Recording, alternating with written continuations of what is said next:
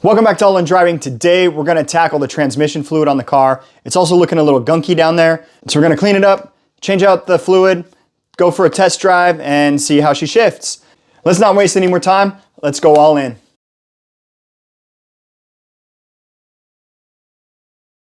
So the first thing I notice, and you can obviously, I'm sure tell, is just how gunky this is with transmission fluid. It looks like there's probably a leak. No other area under the car looks this bad. So I'm gonna take a microfiber cloth first, give it a wipe and see what might just wipe off. Then we're gonna go after it with a brush a little bit. This one is the hardest one I've got.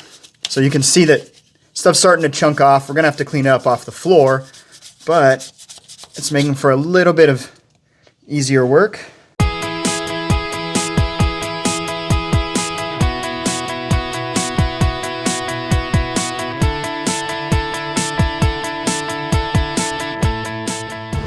Now that I've got a good majority of the hard stuff off, I'm gonna get in with some brake cleaner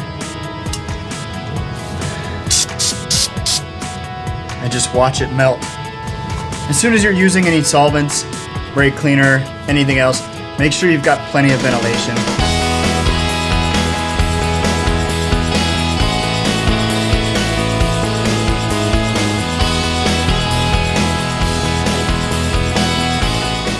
Now, I'm not looking for perfection today, getting this clean.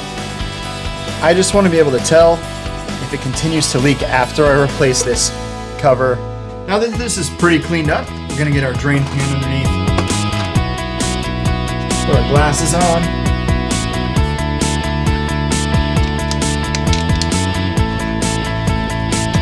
Start to undo this.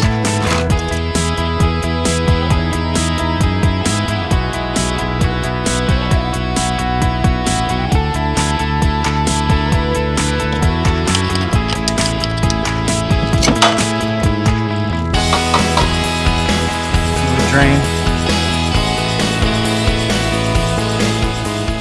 Most of the fluid is going to be out. Should still be some that drains from this plug. Your drain bolt is always going to be at the bottom of the transmission. And then the fill bolt's at the top. I don't think it's within the camera now, but it's this bolt here.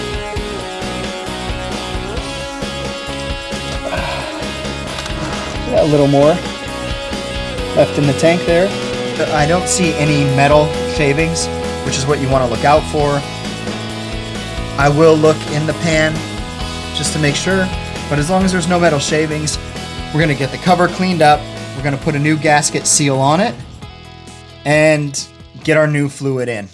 So to make my new gasket, I got this Permatex Ultra Black. It's oil resistant. I asked the guy at the counter. He said this is probably the best one. So we're going to get this open. I noticed the old bead was pretty crusty, really thin. So we're gonna get a nice thick bead on here. I cleaned it all up. I scratched it a little bit, but I'm gonna make sure I cover it all just so it doesn't get oxidized or anything. When you're making your bead, you wanna make sure you cover all these holes. That's gonna seal up the bolts as well. I think that's a much better. You can see into the hole, so I'm gonna just use my finger and make sure that that's gonna fill in there. So my gasket's made, my plate's ready to go in. I've already cleaned and dried this a few times, but we want to make sure that it's completely dry. So we'll give it one final wipe with a little bit of acetone. Let's get our gasket up in here.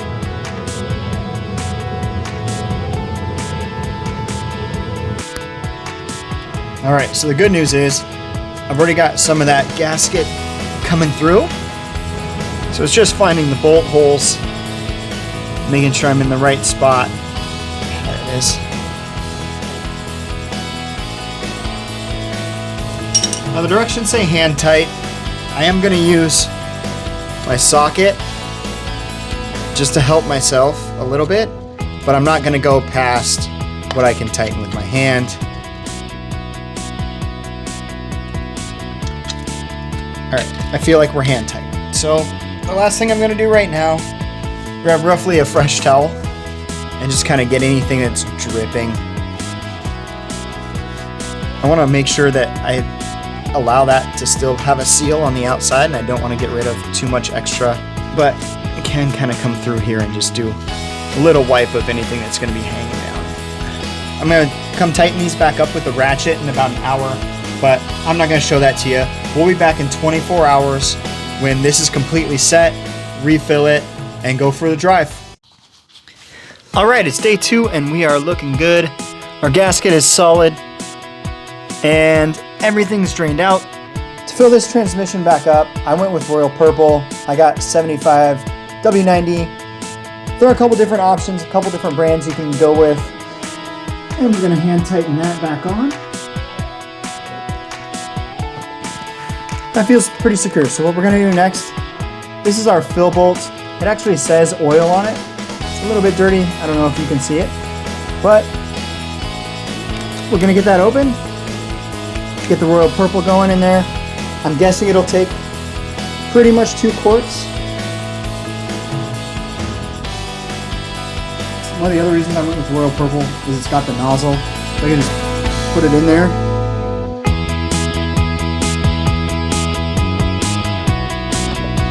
All right, first one's empty.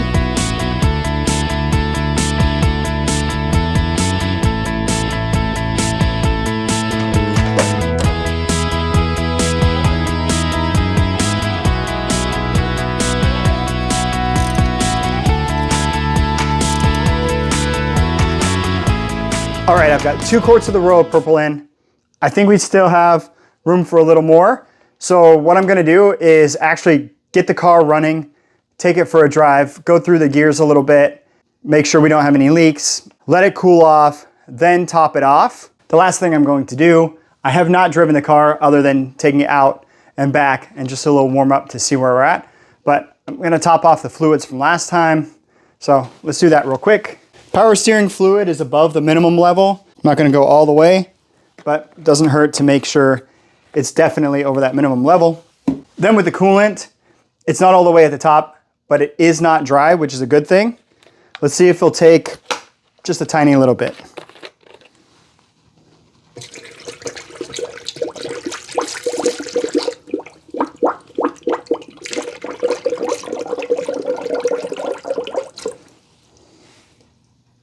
Yeah, just a tiny bit.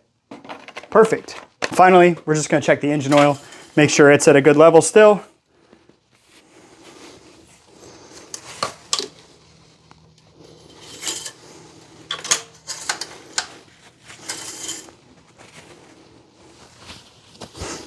All good. So we took the car for a drive, let it cool down, checked out the transmission fluid, added just a little bit more, and it felt really good. I'm glad I changed it out, and I'm excited to take this car to Autocross. I've got a couple more things we have to do before Autocross. The big one is this brake sound that's coming from, I believe, the right front. I think I know what the problem is. We're gonna tackle that in the next Lancer video. It's still gonna be kind of damp and wet inside the car, but I don't know. I'm ready to go race. So see you guys in the next one where we tackle that brake issue.